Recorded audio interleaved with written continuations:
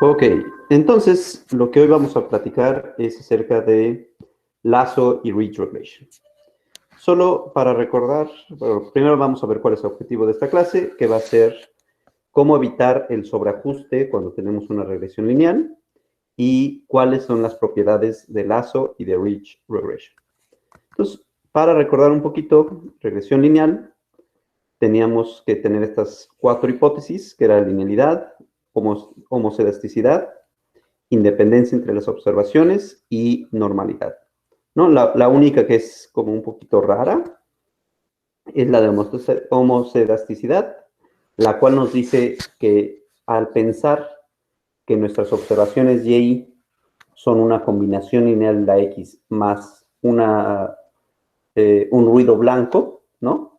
Ese ruido blanco, noten que todos los epsilons i's tienen la misma varianza, ¿no? Tienen una varianza sigma cuadrada, ¿no? No estoy pensando que para distintos valores de X o para distintos valores de Y tuviera distintas varianzas, ¿no? Sino que parejito, alrededor de mi recta que estoy pensando que tengo estas varianzas que son del mismo tamaño. Y ya habíamos comentado que una de las funciones de error que podemos pensar es la diferencia al cuadrado de los errores, ¿no? Con los valores reales. Y nuestro estimador, en el caso de pensar de resolver estas ecuaciones, pues nos sale que es beta, ¿no? Aquí estoy pensando que la combinación lineal va dada por beta, y entonces tengo que resolver este sistema, bueno, tengo que encontrar esta inversa de la matriz, multiplicarla por X traspuesto, y ya eso me va a dar los valores, bueno, mi vector, ¿no? De estas transformaciones. Aquí noten que al ponerle Y estoy pensando en solo un valor, ¿no? En cambio, XY sí es un vector, ¿no? Estoy pensando XY por el vector beta Y, eso ya me da un real, y luego le sumo un ruido epsilon, ¿no? Me sigue dando un real, y eso ya es el Y, ¿no? Y ya cuando lo paso acá, ya estoy pensando que que la X mayúscula es justamente toda esta matriz, y entonces sí tiene sentido esta parte, y al último, al multiplicarla por esta X traspuesta, pues me queda otra vez un escalar que ya nada más multiplico por mi valor Y. Entonces, lo que ayer no me pude acordar del nombre es gradient descent, o sea, el algoritmo de gradiente descendiente, el cual nos dice que si tú ya tienes un estimador de tu parámetro teta, bueno, en este caso lo llamamos beta, pero bueno, beta o teta mayúscula, teta n, ¿no? Yo estoy en la enésima estimación, pues le resto la matriz de jacobianos, ¿no? Multiplicada por un parámetro que yo voy a elegir de alguna manera, y ya esta nueva estimación va a acercarse mejor, ¿no? A nuestro parámetro real, ¿no? O sea, si yo hago estas iteraciones varias veces, en teoría voy a aproximar, ¿no? Y lo que estoy haciendo en el fondo es este juego de que yo lo que estoy queriendo encontrar es el mínimo de una función del parámetro, ¿no? Que al fin y al cabo sería esta función que la quiero minimizar, ¿no? Y pues al minimizarla, justamente lo que en el fondo estoy haciendo con este algoritmo es, primero, si empezaste aquí con este valor, pues fíjate en la derivada y entonces te mueves todo esto, porque digamos, es una derivada muy grande, ¿no? Porque tienes una pendiente muy pronunciada, y entonces te vas a este valor, lo metes ahí en tu algoritmo, y luego te va a dar otra vez, saca la derivada de este punto, y entonces te apunta hacia acá, lo multiplicas por tu alfa, y entonces te da este nuevo valor, y así sucesivamente. Noten que las flechas cada vez son menos largas, porque estoy pensando que mi pendiente cada vez se parece más a la pendiente cero, ¿no? A que estoy llegando justamente a mi mínimo, y pues entonces voy a lograr encontrar el mínimo de esta curva, ¿no? En general, pues no tenemos solamente una cosa univariada, sino esto se aplica para cosas matriciales, ¿no? Bueno, vectoriales. Ahora, el cómo encontrar ese parámetro, bueno, cómo elegir ese parámetro alfa de nuestro algoritmo, o sea, este es por acá, Es importante porque si te agarras un alfa muy pequeño, te vas a tardar muchos pasos en lograr llegar al mínimo. Si te agarras un alfa muy grande, entonces vas a estar brincando de un lado a otro y tal vez ni siquiera llegues a convergir.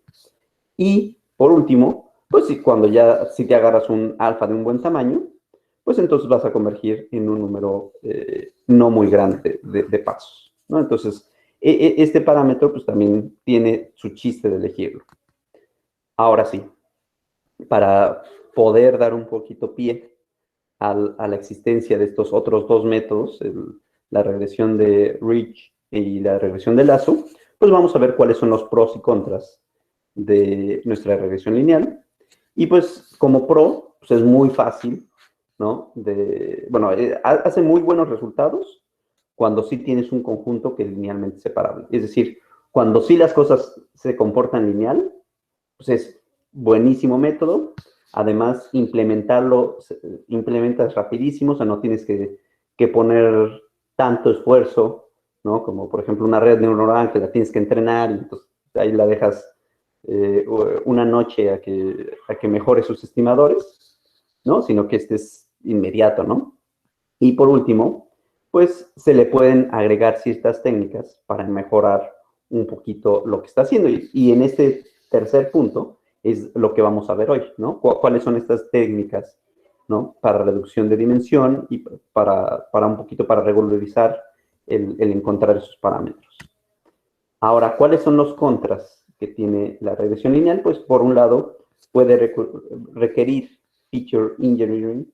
Esto quiere decir que hay veces que tus variables, pues no las quieres directamente lineales, sino que no solamente te sirve tener, por ejemplo, eh, una variable, sino que tienes que también tener la variable al cuadrado, ¿no? Y cuando la pones al cuadrado, entonces sí funciona. Entonces, hacer ese juego de qué variables no solamente la necesito lineal, sino a veces cuadrado, o a veces no necesitas cuánto es las ventas y cuántas son las ganancias, sino que tienes que también pensar en cuánto es el radio de esas dos cantidades, o la división de estas dos cantidades, pues todo eso entra en el concepto de feature engineering, que es justamente ver cómo mejorar esas variables, ¿no?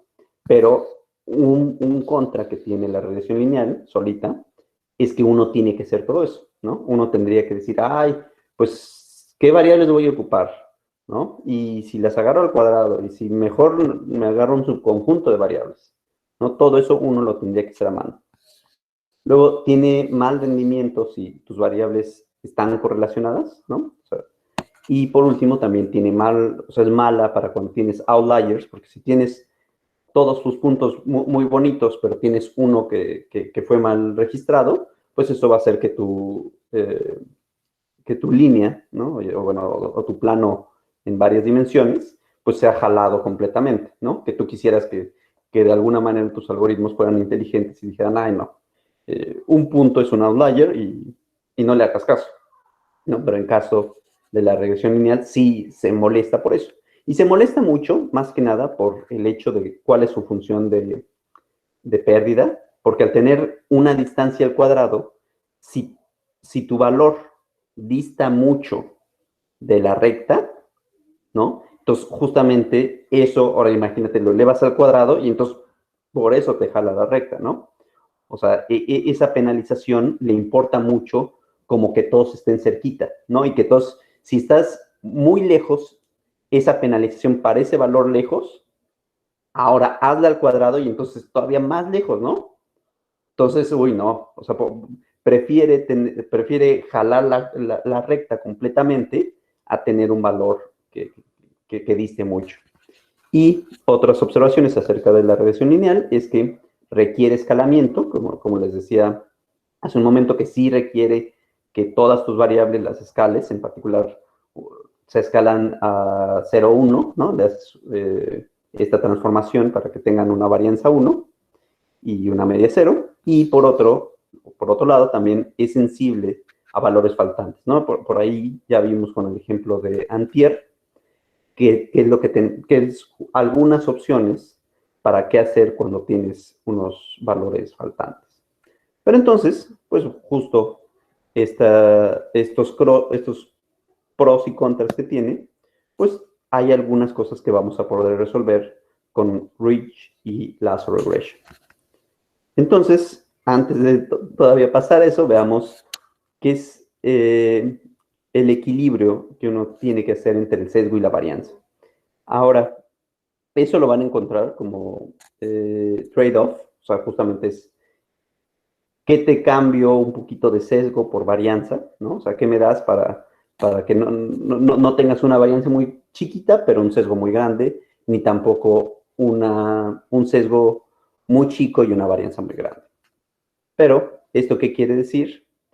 Pues cuando tienes tus observaciones, tú no quieres tener cosas como de este estilo, ¿no? No quieres que tu modelo se vaya a pegar completamente a los datos, o sea, se los memorice, porque entonces cuando quieras extrapolar, cuando tengas una nueva observación, pues va a hacer cosas muy mal, ¿no? Porque justamente en el caso de overfitting, cuando tienes una varianza alta, lo que hace el algoritmo es parecerse lo más que puede a tu conjunto para ajuste, ¿no? Y entonces ya no sabe generalizar. En cambio, cuando tienes un sesgo grande, lo que hace dice, ay, pues nada más me agarro la media y ya con eso evalúo, ¿no? Que de alguna manera es un estimador que en promedio no está mal, ¿no? Pero en general está mal, ¿no? O sea, ni quiero caer en este caso, ni quiero caer en este otro, ¿no? Porque en este te memorizaste los datos y en este no te importaron nada. Pero en el fondo los dos están mal. Lo que yo quisiera es justamente algo que tanto no tengas un sesgo ni una varianza muy alta, ¿no? Que tengas algo que en promedio pues haga las cosas bien. ¿Hasta aquí alguna duda? Ok. Entonces, otra vez, otra forma de verlo es cuando tienes un sesgo y una varianza chicas, pues justamente si tú quieres atinarle a esta diana, a este objetivo, pues estás bien, ¿no? En cambio, tú podrías estar con una varianza pequeña, pero un sesgo grande. Es decir, lo que tú estimas justamente tiene esta varianza pequeña, o sea, sí te centras en unos cuantos valores, pero como tienes un sesgo grande, pues esos valores están fuera del objetivo principal, ¿no? Están sesgados, ¿no? Están desalineados. Por otro lado, podrías tener un sesgo chico y una varianza grande, que en promedio como que sí le das, pero pues no tienes la certeza, ¿no? O sea, nada más estás acercando, pero no tanto. Y ya, lo peor que puedes hacer es tener ambas cosas grandes, ¿no? Puedes tener un sesgo grande y una varianza grande y entonces simplemente estás no atinándole a justamente los datos que deberías predecir. Entonces, lo que uno hace es tener un promedio entre estas dos cosas, ¿no? Tanto no quiero tener un modelo extremadamente complejo, ¿no?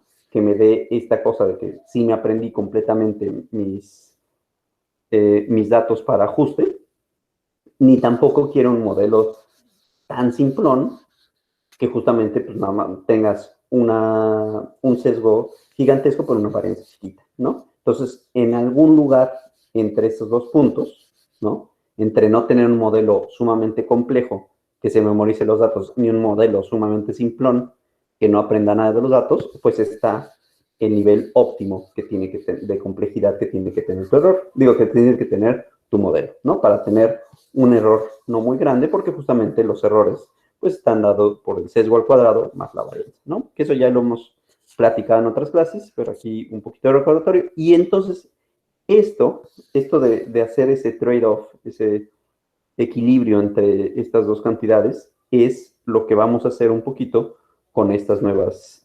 herramientas de regresiones. Entonces, en particular, primero veamos Ridge Regression, ¿no? ¿Qué es esto? Pues justamente Ridge Regression y Lasso son métodos que limitan, entre paréntesis, que regularizan los valores estimados. Equivalentemente, escogen los valores de los estimadores, de los parámetros cercanos a cero. Es decir, cuando uno hacía su modelo lineal, uno simplemente tenías como función de castigo esta parte. Pero ahora, cuando haces ridge regression, uno le va a sumar esta penalización, ¿no? Que es una lambda por tus parámetros al cuadrado, ¿no? Por la suma de tus parámetros al cuadrado. Recuerden que aquí estamos pensando que esto es justamente los parámetros que son los pesos que le estoy asignando a mi vector. Entonces, ¿qué es lo que está pasando? Es algo relativamente simple. Tú antes tenías esta penalización solita y ahora pues tienes una penalización un poquito combinada, ¿no? Por cierto, sí pueden ver mi cursor, ¿verdad? Chicos, alguien dígame que sí. Sí, ok, perfecto. Muchas gracias, Paula. Entonces, ¿qué es lo que pasa? Pues parece algo sencillito, ¿no? O sea, simplemente, si uno no quiere dejar a los parámetros hacer lo que quieran, pues penaliza los parámetros, ¿no? O sea, no nada más te preocupes porque tus predicciones sean adecuadas, sino también preocúpate porque no los parámetros puedan ser suficientemente, puedan ser infinitamente grandes, ¿no? Y que con eso tu modelo simplemente esté memorizando los datos, ¿ok? Es decir, este alfa es una nueva cantidad, ¿no? Es un nuevo parámetro que uno fija de una manera, ¿no? Digamos que ahorita vale 4, ¿no? O vale 1. Y entonces lo que estoy haciendo es simplemente, ahora tengo que minimizar esta nueva función de pérdidas, ¿no? Donde no solo estoy castigando la distancia de, de los estimadores a los valores reales, sino también estoy castigando los pesos que des, ¿no? Y los estoy castigando al cuadrado, ¿no? Es decir, si un valor, si uno de los pesos es muy grande, pues aquí vas a tener eso al cuadrado y tú vas a decir, no, no, no, mejor redúcelo, ¿no? Sea lo que sea ese gran peso, redúcelo un poquito sin que a la par estas estimaciones disten tanto, ¿no? Entonces, como que ahora tu nueva función de pérdida, que ya para esta ya no sería tan fácil como en el caso anterior, que nada más tenía esto que sí podía encontrar una expresión analítica, y ahora sí tiene mucho más sentido hacer la parte del gradiente, ¿no? Porque entonces ya tengo una función un poquito más compleja, ¿no? Si de por sí para el caso otro, para matrices grandes ya la necesitaba utilizar el truco del gradiente, pues ahora para esto con mayor razón, ¿no? ¿Dudas hasta aquí?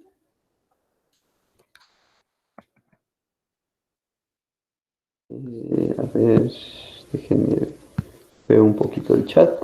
Sí, de mi parte no tengo. Entonces, parece que hasta aquí queda claro.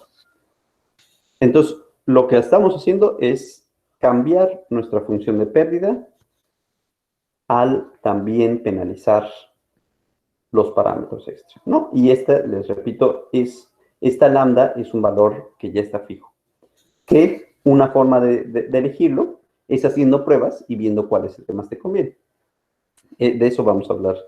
De eso vamos a hablar en la próxima clase cuando ya hagamos un ejemplo ya con números. Pero entonces, también para este caso se recomienda hacer una estandarización, es decir, que en lugar de que tomes tus valores normalitos, pues tómatelos, o sea, estandarizándolos, dividiéndolos entre la suma de las diferencias, ¿no? Ahora, con esto al fin y al cabo los hace 0,1, ¿no? Esto es un simple algoritmo de estandarización. Entonces, lo que hace esto es penalizar mis parámetros beta.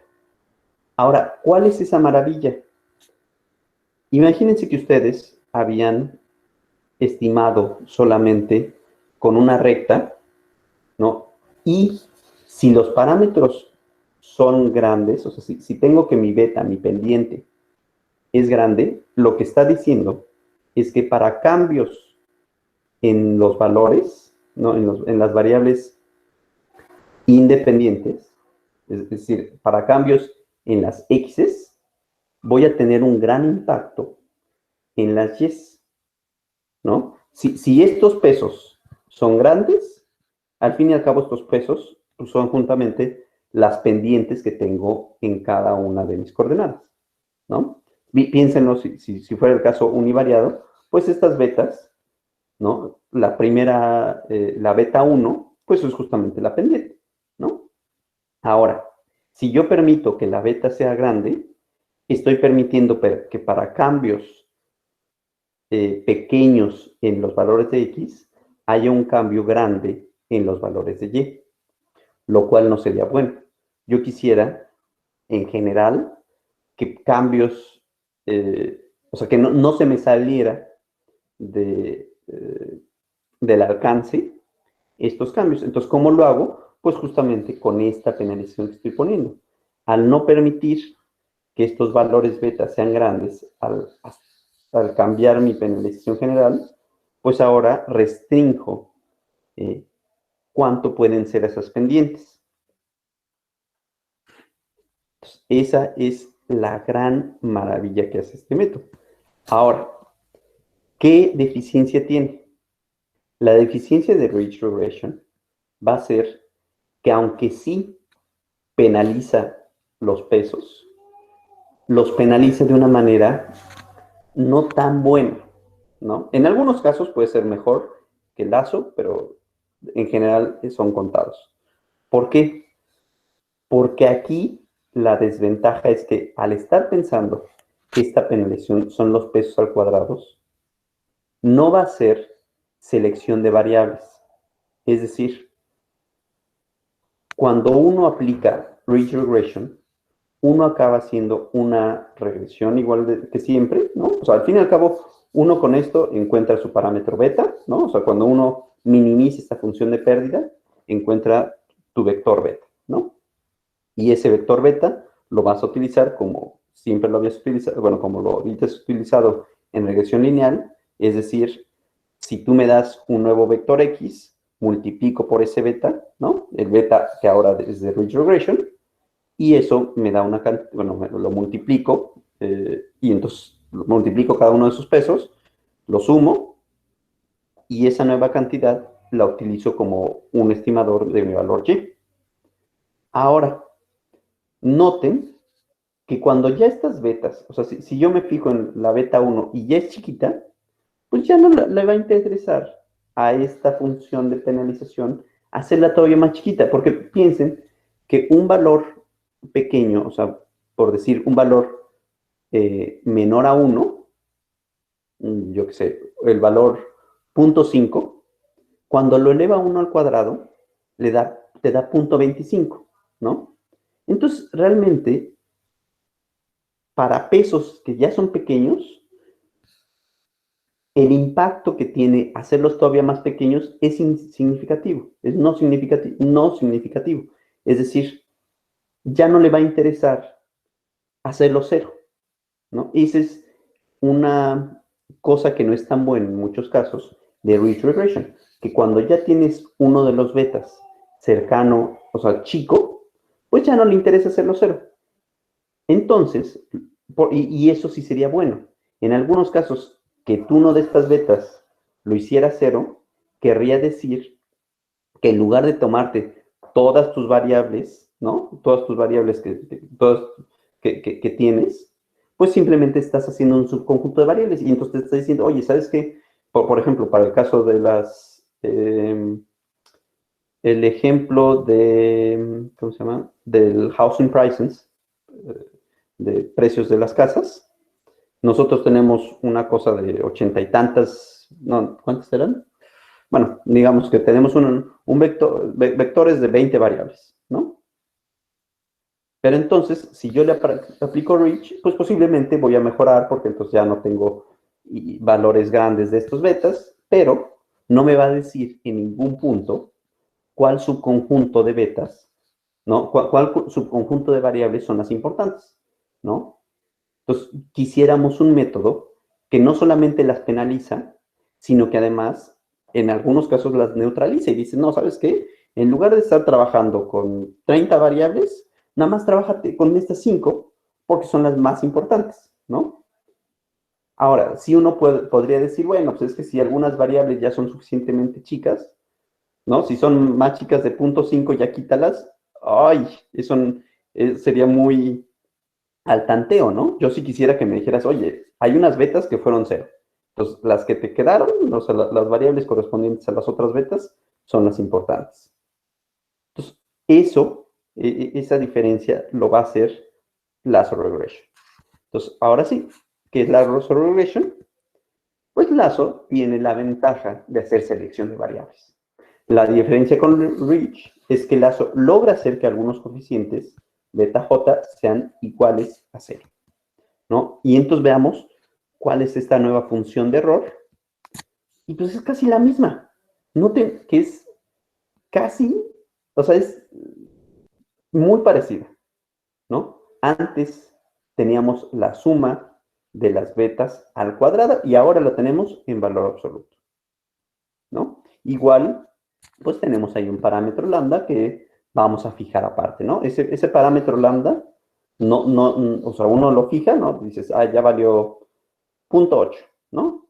Y ya entonces aplico esta función de error y encuentro esos betas, ¿no? Encuentro cuáles son los parámetros beta que minimizan esta función de error. Ahora, ¿qué es la maravilla? Como aquí lo tenemos en valor absoluto, ¿no? Ahora sí se va a interesar por algunos pesos hacerlo cero, ¿no? Porque, ¿qué es lo que pasa? Cuando teníamos esto al cuadrado, sí se fijaba en que valores grandes, ¿no? Los penalizaba mucho. Pero valores chicos, pues ya, o sea, llega un punto que prácticamente al elevarlo al cuadrado, pues ya todavía se hace todavía más chiquito, ¿no? Entonces ya no le importaba tanto. En cambio, al tomar valores absolutos, todos los pesos, ¿no? Tienen la misma importancia y entonces mejor, ¿sabes qué? Si hazte unos pesos cero y mejor cárgale a otros valores un mayor peso, ¿no? O sea, si esta función me está diciendo a los pesos pequeños, ¿no? Porque este es el error que estoy cargando. Pero al tenerlo en valor absoluto, errores pequeños que no es, o sea, no tengo que elevar al cuadrado y echarse todavía más pequeños, sino errores pequeños los puedo neutralizar, ¿no? Porque el peso que tenía, digamos, el beta 1, mejor quítalo y dáselo a beta 2 porque eso mejora esta parte, ¿no? Entonces, esa es la gran maravilla que hace la regression, que sí logra hacer una selección de variables. Eso es lo genial, ¿no? En el fondo noten que solo estamos pensando, o sea, lo que sí hizo esta parte es cambiar la función de error. ¿Cómo la cambia? No permitiendo que los pesos se salgan, o sea, poniéndole un castigo a los pesos beta, ¿no? A esos parámetros que estoy buscando. No los quiero que sean chicos, ¿no? Porque muy grandes estoy posiblemente sobreajustando. Ahora, si tú tomas valores al cuadrado, pues sí, lo estás castigando. Pero si tomas, ¿no? Valor absoluto, además de castigarlo, sí puedes hacer una selección de variables, ¿no? Entonces, noten que esto es como la reivindicación, ¿no? Del valor absoluto en contra de elevar al cuadrado, ¿no? Generalmente uno dice, ay, no, es que la varianza es muy buena porque como tienes una cosa al cuadrado y entonces tienes cosas diferenciables y quién sabe cuánto, ¿no? O sea, nos encanta elevar al cuadrado los errores, ¿no? Llámese la varianza, porque entonces justo podemos sacar derivadas y eso nos es muy grato, ¿no? O sea, que justamente la función de elevar al cuadrado sea diferenciable, pues es computacionalmente, ¿no? Muy cómodo.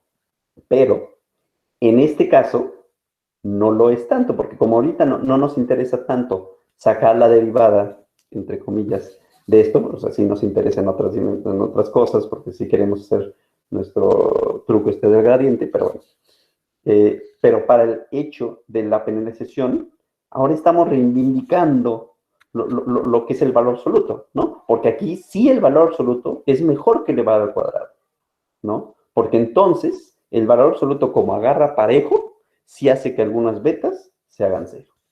Y eso es la gran ventaja que tiene Lasso Regression.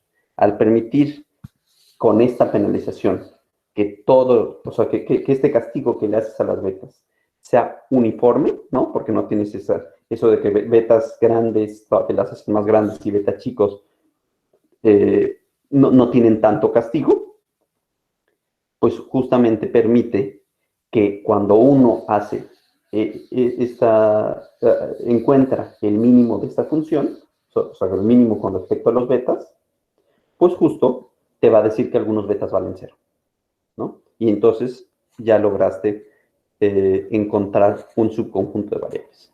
Y entonces con eso ya tenemos este algoritmo y también se recomienda hacer una estandarización para las variables. Entonces, eso es en sí los dos métodos, ¿no? Ahorita les quería platicar de la teoría. Entonces, pues ya hemos visto cómo evitar un sobreajuste en una regresión lineal. ¿Cómo evitarlo? Pues justamente agregando una penalización a nuestra función.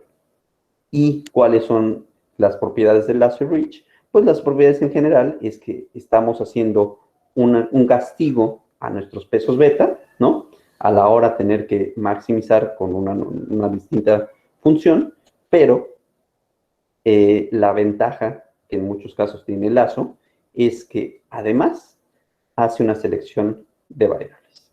Entonces, eso es en sí lo que les quería platicar de esto. Y ahora sí, ¿dudas de lo que vimos hoy?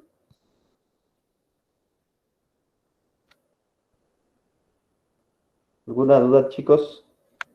Ahora están muy mudos, ¿eh? Tanta vacación.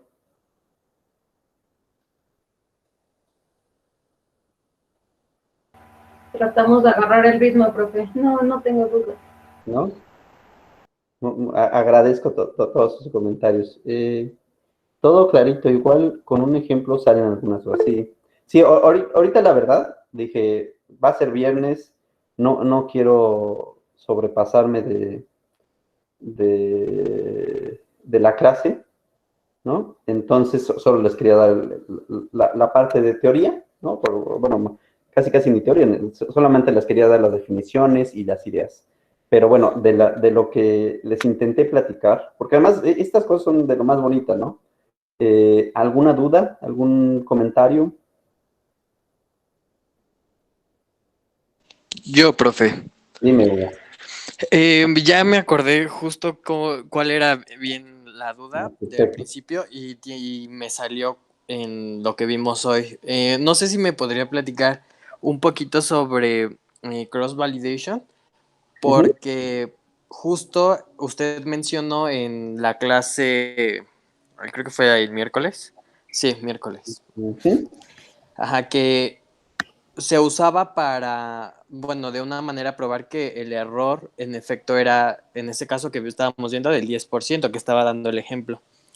Y ayer el compañero igual le preguntó como algo relacionado sobre el error a Miriam y ella justo le contestó que se podría revisar a través de cross validation, pero yo la verdad nunca había, bueno, no nunca, no había estado Eh, escuchado mucho sobre ese método. ok, es de lo más, es esas cosas que son relativamente sencillas, pero que han hecho un impacto padrísimo en todas estas cosas. ¿Qué es Cross Validation? Lo que hace uno es, tienes tus datos y en lugar de solamente partirlos en cuáles son para tu test y cuáles son para tu fit, ¿no? O sea, para unos datos para ajustar tu modelo y unos datos para probar el ajuste, lo que vas a hacer es hacer varias particiones de tus datos. A ver, normalmente lo que se hace es, tienes todos tus datos, y por tus datos me refiero, digamos, tanto las variables dependientes como la independiente, o sea, tu matrizota, ¿no? Normalmente lo que se hace es siempre quitas unos, que sí completamente los tienes ya para pruebas finales. Ahora, pensando en solamente los que te quedas, ¿de qué manera puedes ajustar las cosas? Pues una es, pues simplemente pártelos en dos cachos y con esto ajustas y luego pruebas con este otro cacho. Pero otra, también muy inteligente, es no solamente hagas eso una vez, sino hazlo varias veces cruzadas. Es decir, agarras y o sea, tienes tu conjunto, lo partes en ajuste y pruebas. Ok, ya lo hiciste y te salió tal error. Vuelve a juntar los datos, ya haz otra revolución y haz ajuste y pruebas. Ve que te sale. Y ve que te sale. Y entonces, esto lo haces, y entonces ya no tienes el sesgo de que tu algoritmo, digamos, se hubiera ajustado por los datos, digamos, por los datos que escogiste una vez, ¿no? Sino que ya como que estás mezclando una y otra vez para ver que no haya algún patrón al cual se acostumbró tu algoritmo. ¿Sí me explico un poquito? Sí, profe. O sea, cross-validation lo que hace es hacer varias veces esta mezcolanza de tus observaciones, ¿no? Y ajustar varias veces, ¿no? O sea, agarras tus datos, partes en fit test, ajustas y ves el error. Ok, ya lo hiciste una vez. Vamos a hacerlo otra vez.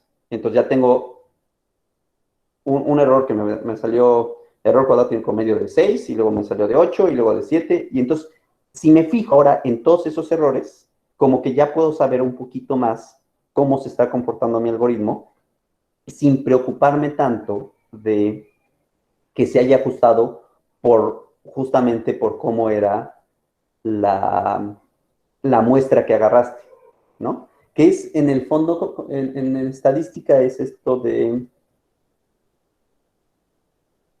O sea, tiene la misma raíz que, ¿cómo se llama? Resampling, ¿no? Que de alguna manera tienes tus datos. ¿Es como backtesting? Lo ajustas. No, backtesting lo que haces es, bueno, o sea, sí, no, o sea, backtesting es más cuando lo estás pensando en series de tiempo, ¿no? Un poquito es más como por ese lado. Pero sí, o sea, sí, es que yo estoy más acostumbrado a pensar que backtesting, sí. O sea, al fin y al cabo es resamplear tus datos para volver a ajustar, y entonces ya no solamente tienes la observación de qué tan bien se comportó tu algoritmo una vez, sino lo tienes varias veces, ¿no? Y entonces si te agarras el promedio de esos errores que tuviste, pues posiblemente sea una cosa que te dice más el error que se va a enfrentar tu algoritmo, ¿sí? Entonces, sí, tienes toda la razón, Jesús, ¿eh? Sí, es como backtesting. O sea, es que yo estoy pensando que siempre backtesting, te agarras tu serie de tiempo y estimas al siguiente, ¿no? Mueves un paso y estimas al siguiente. Pero sí, al fin y al cabo tienes todos estos errores, ¿no? Y que luego te fijas en el promedio de esos errores. Entonces, en el fondo, estamos haciendo técnicas de resampleo, ¿no? Por entonces, ya no solamente tienes un error que dijiste que este es el bueno, sino tienes una historia de errores, y con eso pues ya puedes saber si las cosas se comportaron bien o mal, ¿no? Porque en muchos casos lo que hace esto es suavizar que hubieras tenido una mezcla fea, ¿no? O sea, si digamos que cuando tú hiciste esta partición entre los datos de ajuste, de ajuste y de prueba, tú te agarraste solamente los datos que tenían, no sé, por ejemplo, en el caso de estas cosas de las casas, que solo tenían calles pavimentadas y que nunca viste una calle no pavimentada. Si por algo tu aleatoriedad de tomar los datos fue de puras calles pavimentadas, entonces justamente va a ser un mal ajuste, ¿no? Pero si empiezas a hacer esta resampling, pues en promedio ya no te va a pasar eso, ¿no? Ya vas a siempre tener alguna muestra que sí va a tener, bueno, no parejito, pero algún poquito de datos de tus calles no pavimentadas. Entonces, más o menos esa es la idea. ¿Y cómo se aplica para esto de encontrar ese parámetro lambda? Pues es decir, agárrate un lambda, haz cross-validation, o sea, dices, pues lo voy a partir 5 veces y veo que me sale con esos 5 valores. Agarras un lambda diferente y ves que te sale con esos 5 valores. Y entonces acabas eligiendo el lambda que es menos malo, visto como ya estas varias repeticiones de ajustes. ¿Sí se entendió la idea, Hugo? Sí, profe.